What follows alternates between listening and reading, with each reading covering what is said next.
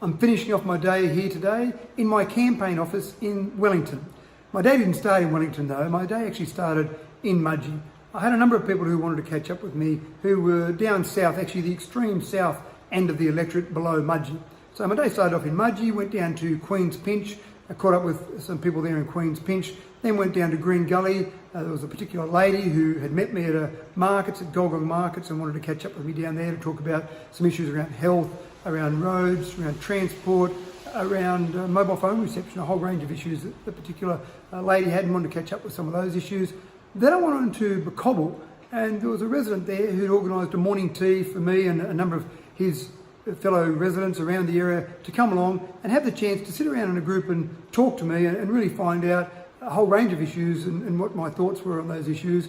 The great opportunity that I have there is it's a great chance for me to talk to a group of people, and it's also a chance for them to feed off each other and find out what other residents think.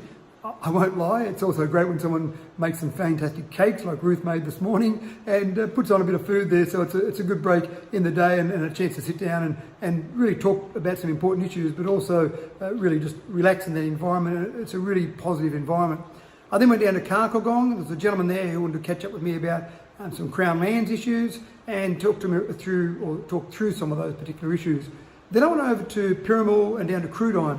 And the issues around Piramal and Crudine were similar. Everyone I spoke to, the major issue was the wind farm that's going ahead there. Now this is the wind farm that's been approved, work started on that particular wind farm, but unfortunately the proponent has not been adhering to their conditions of consent. And the residents there basically brought that information forward. The government stopped the development going any further ahead until they made sure that they adhered to those conditions.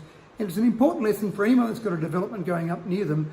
Look at those conditions and keep an eye on whether those proponents are actually adhering to those conditions. In this case, they weren't. They've been stopped.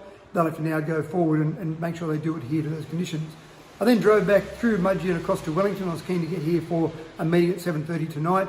I did drive through an horrendous storm, and it's great to see water falling and water hitting the ground in a whole range of areas in the electorate, but it was horrendous to drive through.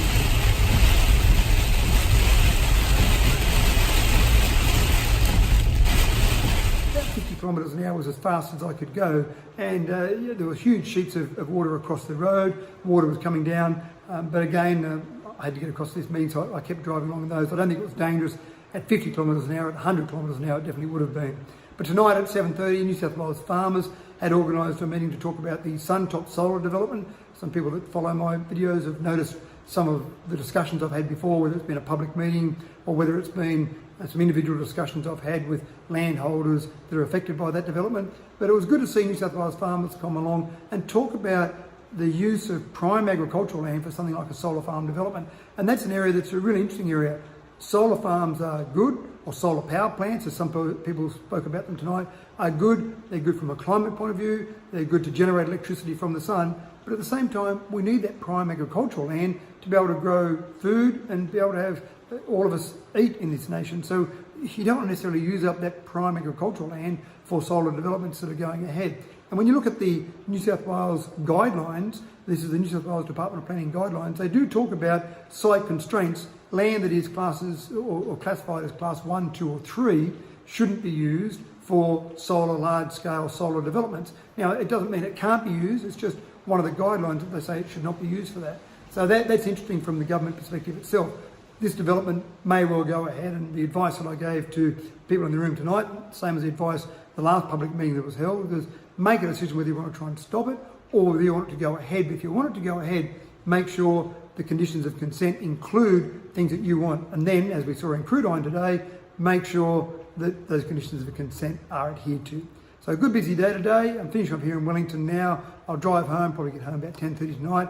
And tomorrow I've got a couple of meetings in the morning in Dubbo. Got some poetry I'm doing for an aged care facility in Dubbo. And then I'm actually back over in Wellington tomorrow. I've got a few people to see around the Wellington area. This has been Mathew Dickerson, your independent voice.